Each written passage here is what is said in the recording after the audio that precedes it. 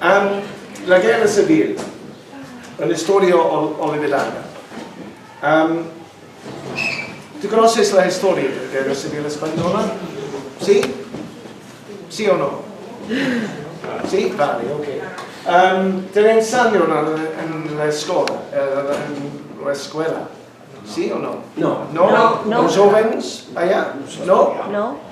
Yo hablaba con Cristian. Cristian no está aquí ahora, está al frente de Cataluña, es otra cosa. Pero tienes 21 años y explicar a la escuela, tú tienes a las últimas clases de la escuela, hablamos sobre la guerra civil, pero en las últimas semanas no tenemos tiempo a hablar más sobre la guerra civil. Es 1 o 2 clases sobre la guerra civil y nada más. No sé por qué. ¿Pero quieres que te la cuente? Presidente Zaña de la Segunda República explica hay 2 Españas, sol y sombra.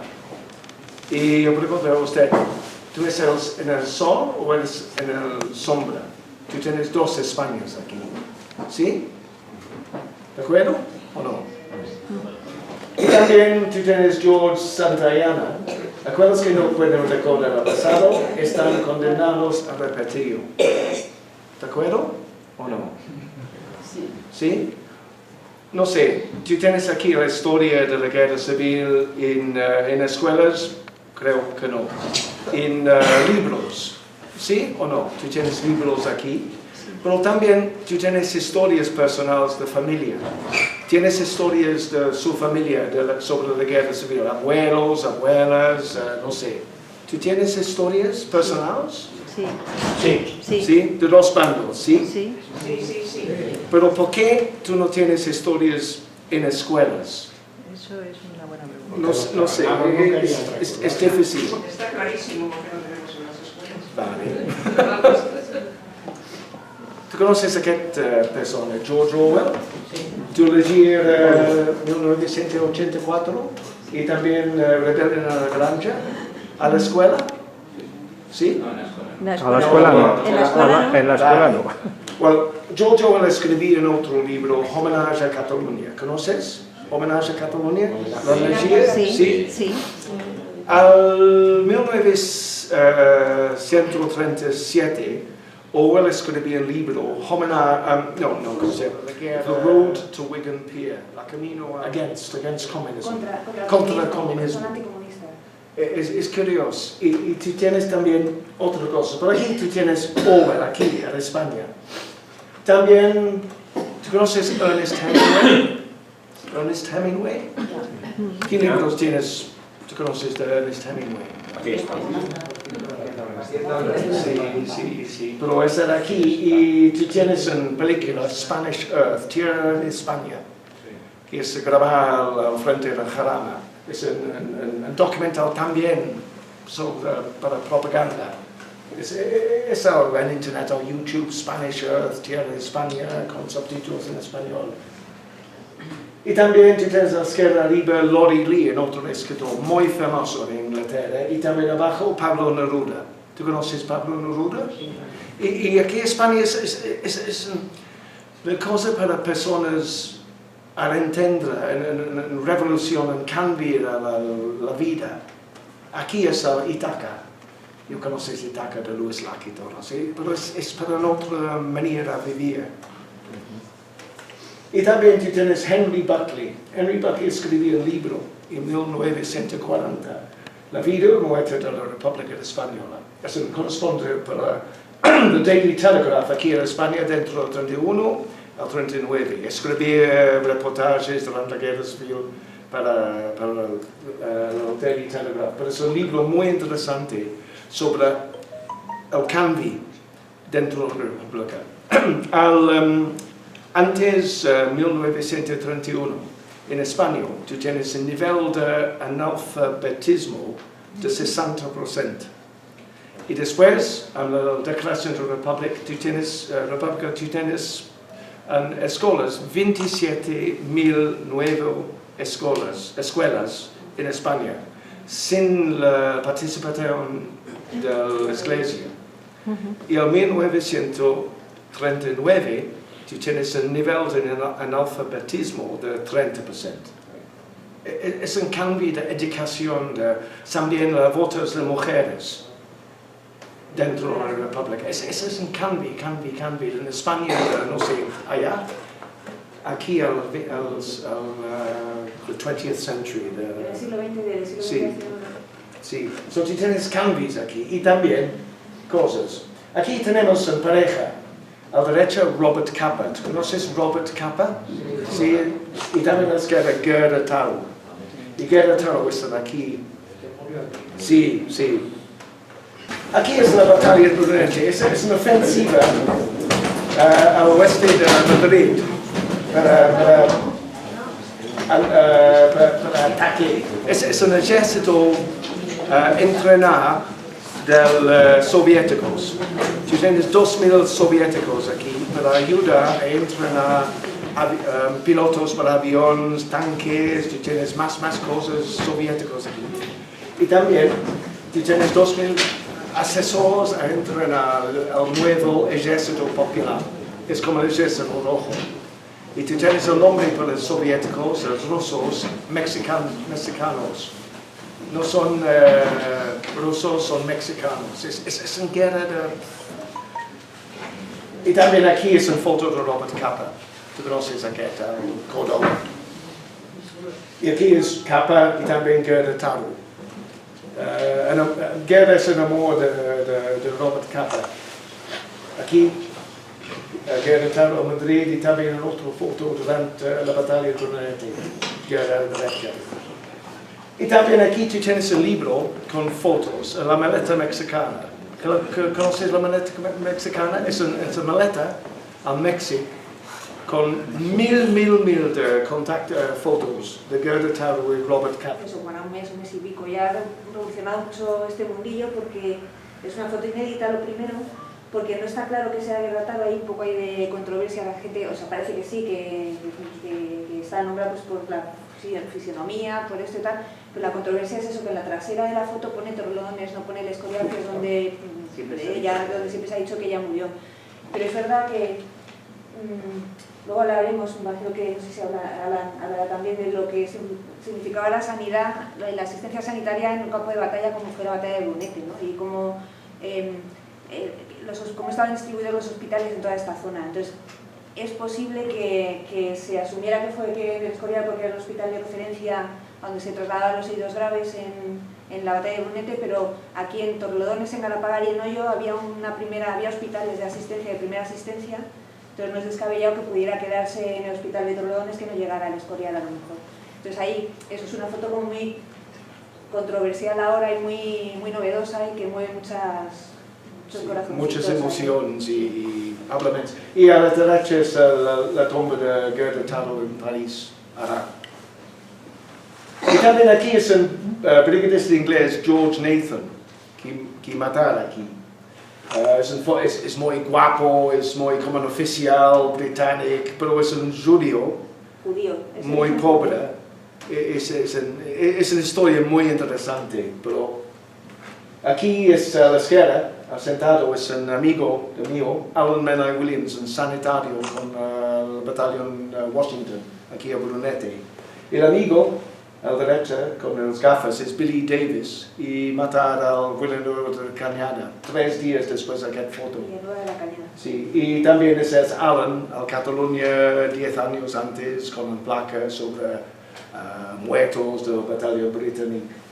Pues es una persona que ayuda al George Nathan. George Nathan va a caer con un con herida de metralla, fue herido de muerte con herida de metralla en una bomba. Y Alan es la persona que le atendió y fue el amigo personal de... sí, yo edité la biografía de Alan. Y también aquí es una enfermera, Peggy Phelps, a la izquierda y también al centro, asentado, al hospital de las Brigadas Internacionales Italianas, al Quintanar del Rey, pero durante la guerra es Quintanar del República. Y esta es la enfermera que recibía George Nathan. George Nathan mata. Pero aquí es la lista de todos los muertos al Torre de Dones. Y tú tienes aquí el comandante Nathan George. Es el centro. En medio. ¿Sí? Ya. Sí, pero tú tienes otro nombre también. Esto es un estadillo del ejército que encontraron hace poco tiempo y eso, y que demuestra que esta persona, George Mason, está enterrado aquí en el cementerio de Torrelodones. So, tú tienes cuadernos del Cuaderno de los militares muertos en campaña, enterrados en el Cementerio de Torrelodones. municipal de esta villa. Torre de Dones. También otros nombres, con brigadas, batallones, compañías, nombres desconocidos también. Pero tú tienes nada de nada. Al cementerio de Torrelodones tú tienes nada de nada sobre la fosa común. Y también en otras ubicaciones aquí en España, tú tienes en sombra sobre los muertos.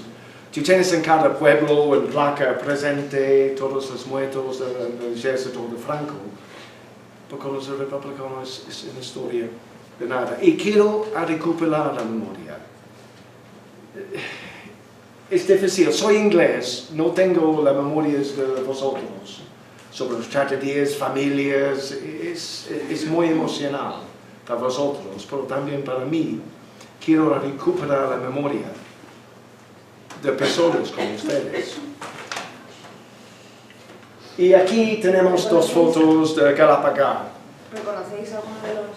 Bueno, el de la izquierda no, evidentemente. El de la izquierda es un refugio antiaéreo que había aquí en el país lleno de niños, que había quien Galapagar más o menos está ubicado, por lo que yo he leído, en donde estaba antes el Banesto, esos sótanos que ahora hay un bar, en la calle que sale del Bankia. Casa Vileta. O sea, Casa Veleta. Pero aquí es el libro, Live Souls, del año pasado. Ahora es el libro en español, Almas Vivas, de fotos de un chofer de una ambulancia, Alec Wayman. Su hijo, Sergi Altanes, John Wayman, ha editado aquel libro con 210 fotos de su padre. En total tenemos 1.600 fotos de la guerra civil, sobre ambulancias, sobre hospitales, al Huete, al Bisbal de Falset, al Ebro, al Aragón. Pero tú tienes aquí 3 fotos de Torrelodones.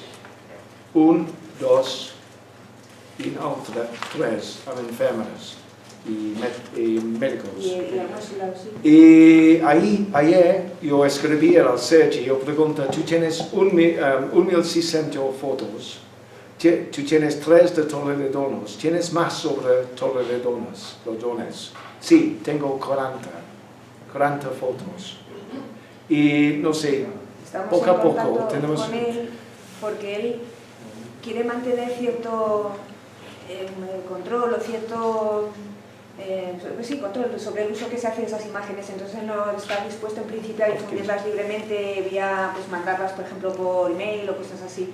Pero él está empezando o poniendo en marcha una serie de giras, creo que es por Cataluña y sur de Francia, Sí, tenemos dos. según como él tiene agrupadas las fotos y tal, haciendo exposiciones temporales. Entonces nuestra idea, todo esto es que fue de ayer, o sea, lo estamos hablando ahora casi sobre la marcha, de intentar negociar o sugerirle que si se pudiera hacer aquí pues no sé si aquí en Galapagar, en Torrelodones, quien tuviera interés, para poder difundir esas fotos. Pues son igual, pues fotos inéditas que nadie ha visto y que son de nuestro entorno, y que quien dice Torrelodones a lo mejor tiene fotos de aquí también o de poblaciones cercanas. El Peret aquí es muy interesante y tenemos otras fotos con el mismo Peret. La idea es intentar localizar el sitio exacto donde se han tomado las fotos, porque uno de los hospitales de Torrelodones está donde estaba la Casa de la Cultura. Eso era el casino, eso antiguamente era el casino y cuando... El vecino está allá sobre las 3 fotos de hoy, porque tienes muchas más fotos. Al Huete, nosotros estamos al Huete ayer, tú tienes fotos del hospital al Huete, al monasterio. El monasterio de la Merced, no sé si conocéis, Huete, donde está ahora el ayuntamiento, es un monasterio muy grande, y eso también durante la Guerra Civil hicieron las brigadas internacionales, pusieron allí uno de los hospitales, uno de los principales hospitales. Es el edificio más grande de la provincia de Huesca de esa época, o sea, de Cuenca, perdón, de esa época. Le llaman el Pequeño Escorial, porque eso es un edificio, pues es un monasterio de estos típicos rectangulares muy grandes, son 4 plantas de altura, son como 5.000 metros cuadrados por planta, o algo así, nos dijeron. Y eso, se utilizó como hospital entonces, y ahí hay muchas fotos también. Pero sobre todo eso de lo que os decía antes de intentar ubicar la localización de las fotos en la ubicación actual. Eso, la actual Casa de la Cultura, que fue casino pues antes de la guerra, cuando estalló la guerra civil, la República lo incautó y lo convirtió en hospital. Ese era uno de ellos, pero creemos que había más. Y luego también sobre la marcha iban cambiando de posición, y en función del número de heridos a veces se expropiaban casas particulares de estas grandes, a lo mejor más señoriales, pues porque por la distribución o por la zona o por el acceso venían bien, entonces también se utilizaban mientras hacían falta, luego se dejaban de utilizar. Entonces sería interesante poder recuperar esa información también. En Torrelodones también hubo ubicada una guardería de niños evacuados, que según los registros pudo tener como 400 y pico. Y tienes también en los hospitales, si tienes un grupo de internacionales, ingleses, holandeses, todos, pero tú tienes también mujeres y noyes que ayudan como enfermera a los hospitales. Es muy importante para mujeres participar con... Antes tú tienes monjas para ayudar a los hospitales, pero es un cambio de personas.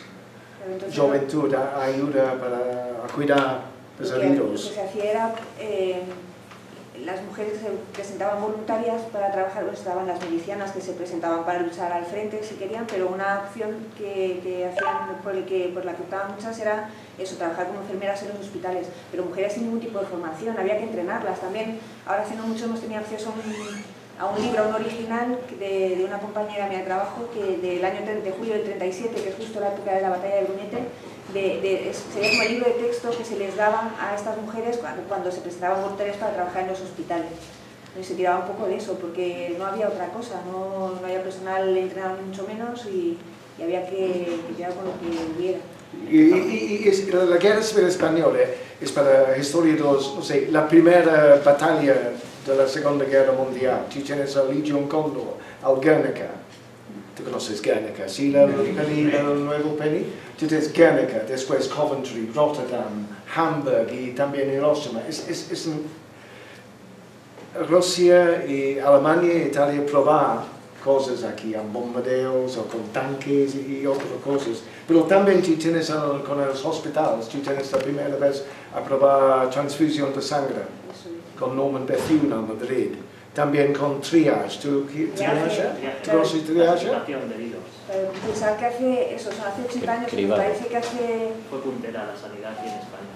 Fue la sanidad militar, tuvo un gran avance, y el campo de batalla de España, igual que fue un campo de entrenamiento para tanques, para aviones, también fue un campo de entrenamiento muy importante para la sanidad militar. Las primeras transfusiones, como ha dicho Ada, tratamiento en España, equipos móviles de donación de sangre, equipos móviles, hospitales móviles. Y el libro tienes fotos de ambulancias, donaciones de sindicalistas, de todo el mundo. ¿Tú conoces Médicos Sin Fronteras? Médicos Sin Fronteras. La inspiración de Médicos Sin Fronteras es la ayuda de España, de sindicalistas, de personas, de cooperativas, cosas, muy cosas. Es una cosa internacional. También tú tienes niños y niñas como la Carmen a otros países de la Guerra Civil. Tenemos en Inglaterra 4.000 niños y niñas del País Vasco, y también la Carmen a Rusia y otros países. Es una cosa muy interesante. El año pasado, Cristian, yo entré aquí es Cristian a la izquierda, en el lado, en el reactor. Cristian tiene 21 años, pero el año pasado tengo un grupo de estudiantes de Dresden por un tour al Ebro, y el mismo día un grupo de oficiales del ejército británico quiere visitar la batalla del Ebro. Y no tengo tiempo, pero Christian es un guía para el grupo. De guiar al grupo de escolares. Sí. Pero el grupo de oficiales quiere investigar la guerra civil española y también en comparación dentro de la guerra civil española y también la guerra a la Siria, en comparación. Comparar la guerra siria actual con la guerra civil. Y si tienes dos de las mismas cosas, es una guerra de propaganda durante la guerra civil española y la guerra civil a Siria, tú tienes fotos, YouTube, cosas horribles. Y también, ¿quién países ayuda, quién bando? ¿Qué países ayudan a qué bando? Ellos pensaban que había muchas equivalencias entre la guerra siria actual y la guerra civil nuestra en ese sentido, en la utilización de la propaganda y en qué países ayudaban a cuál de los dos bandos, ¿no? Alemania, Italia, a Franco, Rusia, México. Ok, sobre la creación, aquí es Christian no es aquí, lo siento. ¿Tú quieres?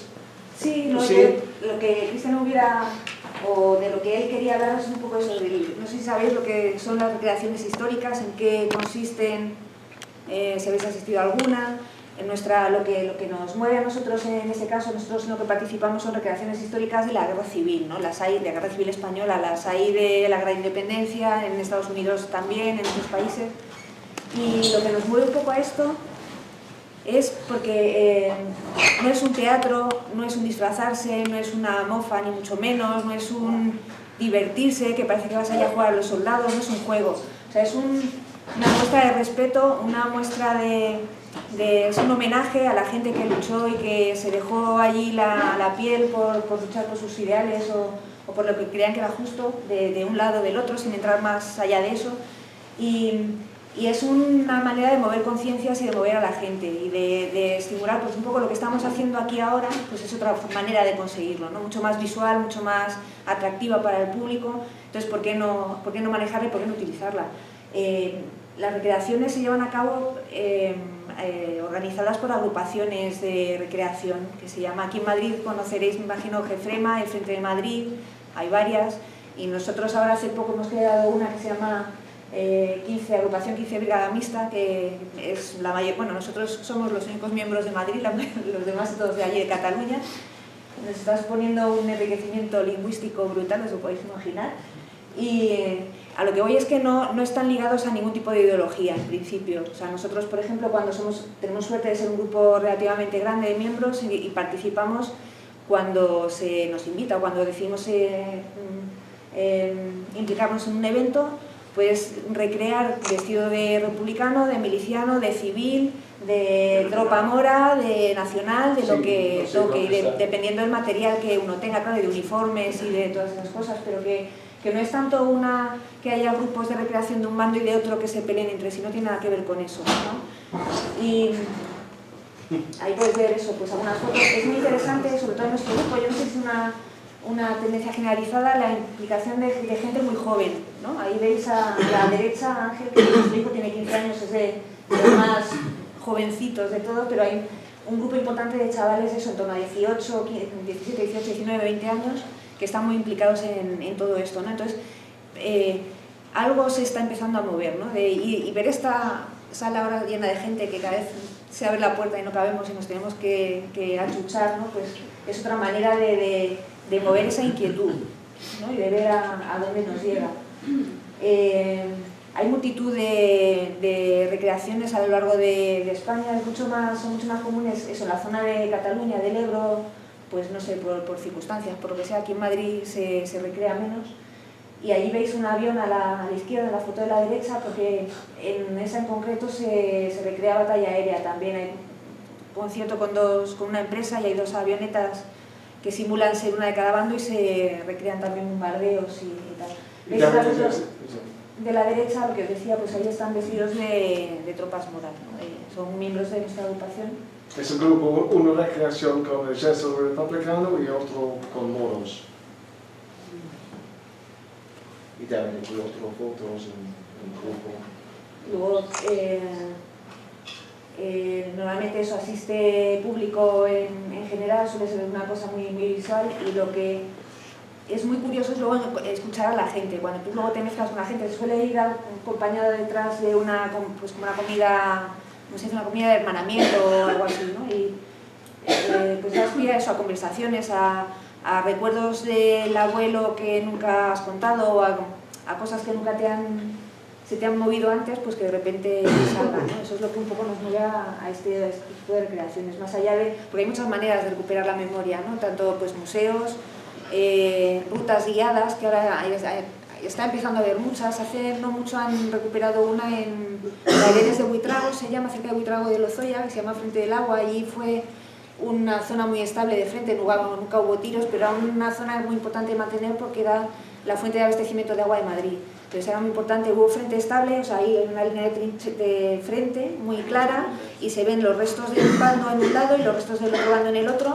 pero de vida es muy enriquecedor porque al no haber tiros hay muchos restos de la vida normal, la habitual de los soldados, ¿no? Allí durante lo que duró la guerra. Y todo eso lo han recuperado hace no demasiado tiempo y hay una ruta circular y hay un pequeño museíto que le han puesto paneles y han puesto cosas y está curioso de ver. Bueno, aquí es en carta sobre la exposición la próxima semana en Barcelona. ¿Tú conoces en persona Frances Bosch? Es un proyecto de la Generalitat para 12 años para recuperar la memoria con fosas comunes. Tiene una estrategia a excavar todos los fosas comunes en Cataluña. La primera, al Pirineos, son 14 soldados del ejército de Franco. Y tú tienes más otro fosa comunes a excavar. Pero ahora con el 155, nada más. Es cerrado. Y tú tienes centros de interpretación de todo de Cataluña. Aquí es el mapa en castellano, en español y catalán sobre la batalla de Ebro. Y tú tienes otra banda, todos los centros de interpretaciones, panels, más cosas. La zona de la batalla de Ebro está muy explotada, entre comillas, turísticamente, o sea, está muy estudiada y se fomenta la visita y el uso turístico del turismo. Al final no deja de ser turismo histórico también, ¿no? Entonces, nuestra esperanza o yo personalmente, ¿no? Me encantaría que esto pudiera pasar aquí también, ¿no? Porque aquí no deja de ser, es una riqueza histórica que deberíamos de poder recuperar. Porque aquí quedan muchos restos aún de la... Aunque está muy urbanizado y está todo ya muy deteriorado, pero siguen quedando todavía restos. En Las Rozas, el Pinar de Las Rozas, no sé si lo conocéis, la de Sa de Navalcarbón, ahí hay una zona de trincheras muy interesante. En La Casa de Patatas, que está aquí muy cerca, se puede ir caminando enseguida hacia Cuestas Blancas, bajando hacia Las Rozas, pues eso fue un lugar muy estratégico, muy importante, que también se podría Ahí estuvo visitar. uno de los mandos de los cuerpos de ejército de la batalla de Ponente. ¿Y qué te consigo? Tú tienes también la batalla de Jarama, tú tienes un museo en el Cid, Goyo, tienes un museo con cosas de la batalla de Jarama, con trincheras. Y otra riqueza que es impagable, que es inmaterial, lo que hablamos es la recuperación. Si quieres avanzar alguna foto más, Alan. ¿Qué? Si quieres avanzar, porque la riqueza material es una cosa, pero luego eso es lo que os contábamos de la recreación del día 3, ¿no? Que va a haber de la siguiente batalla. Aquí. Pero es esto, la memoria, o sea, la riqueza personal y de historias. Yo lo que preguntaba Alan antes, lo de que si lo habíamos estudiado en las escuelas. Yo estoy en la escuela, pero yo además tengo la desgracia de que mis abuelos murieron cuando yo era un bebé. Yo no conocía a mis abuelos, entonces yo ni siquiera tengo historia familiar que me hayan podido transmitir. Entonces a mí me resulta muy interesante y muy importante la historia de nuestros mayores, ¿no? De, pues, eso, Carmen, que la estamos nombrando ahora todo el tiempo, y luego en algún momento, si quiere Juan Antonio que explique o quién es, o ella misma, o luego, ahora cuando hablemos un poco entre todos, pues ya compartimos cosas. Pero desgraciadamente hace 80 años ya de la guerra ya supervivientes quedan poquísimos. Y esta persona que veis aquí en estas fotos es uno de los últimos 3 brigadistas internacionales que quedan vivos hoy en día y que tuvimos la suerte de conocer hace como 10 días o así en un viaje a Inglaterra, que Alan tuvo la increíble suerte de contactar con su hija, que es la otra persona que está arriba, en las dos fotos de arriba, y tuvo la amabilidad de acompañarnos. Él vive en una residencia en Gales, en un sitio idílico, y estuvo compartiendo allí su vivencia con nosotros, ¿no? Y me da mucho la atención y sí quería compartirlo con vosotros porque siempre tenemos, cuando hablamos de los brigadistas internacionales, parece esta idea romántica de venir a luchar por los ideales de uno contra el fascismo, y que fue real, fue así, pero al final fueron 35.000 personas que en un momento u otro, no estuvieron todos a la vez, pero en un momento u otro pasaron por aquí, cada uno con su propia vivencia, que nadie, o que las familias individuales han conocido o no, pero este señor, cuando nosotros fuimos a hablar con él y le preguntamos por qué vino y por qué esperamos una historia a lo mejor muy épica, muy romántica y tal, y fue algo tan sencillo, nos decía, no, yo vine por una apuesta, porque él estaba en un pub tomando una cerveza con un amigo y de repente se enteraron eso, el amigo le contaba que habían cerrado la frontera de España, que no se podía entrar en España, habían cerrado la frontera de Francia.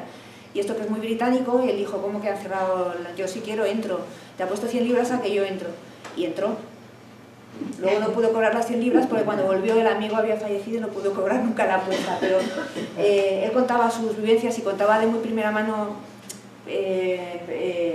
cómo llegó a Albacete, donde les entrenaban, y cómo, o sea, tenía una visión no tan idílica y no tan movida por la motivación ideológica, ¿no? Entonces eso también es un valor a tener en cuenta, vaya, y eso tenemos que aprovechar día a día porque desgraciadamente esta gente se va yendo, ya quedan cada vez menos. Y sobre la canción a la pasionaria. Ay, eso fue un detalle estupendo. Conocí a la pasionaria, claro, cuando se fueron en una de las que les visitaron, y él decía, él habla inglés, claro, no hablaban castellano, el idioma era un problema al final, y cuando la pasionaria fue a verlos, ellos le cantaron una canción un poco subidita de tono, ¿no? Un poco así de tal, y decía eso, dice, no entendía ni papa porque se reía mucho, pero le gustaba el tono, no seguía allí con él y le hicieron ahí un poco de medio broma ya la pobre mujer.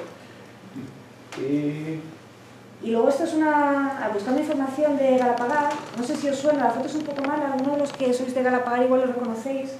Es una persona, es un artículo que publicaron en ABC hace 5 años, me parece, y es una persona de aquí de Galapagar que se llama Julián,